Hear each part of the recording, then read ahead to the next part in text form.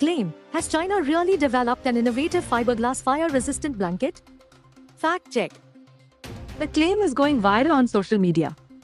Several social media users have claimed that China has developed a fire-resistant blanket, implying an innovation. Verified ex-user Mariana Full shared such a claim with the caption, "China has developed fire-resistant blankets made from heat-resistant fiberglass fibers.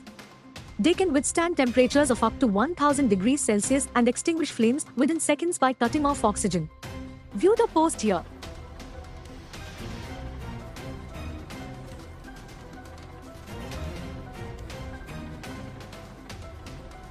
Other users have shared similar claims that can be seen here and here.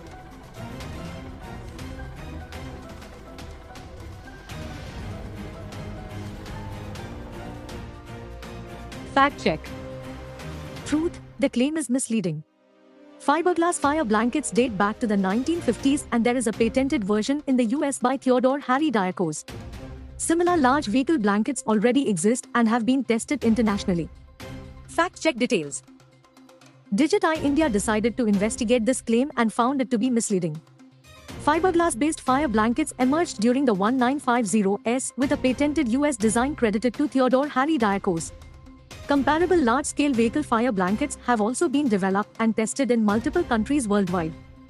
At 112, the same visuals used in the claim is shown. View a screenshot here. Moreover, it is co-developed with top universities and withstands 1000 to 1200 degrees Celsius long-term, 1500 degrees Celsius short-term. View a section from the report here. The report also notes that a British company called Thomas Glover Company developed the first residential fire blanket in 1968. View a section from the report here. A fire blanket of the class described, comprising a section of incombustible fiberglass material, proving that this was the earliest patented innovation. View a screenshot of this section here. Therefore, such fiberglass fire blankets have been created and tested before.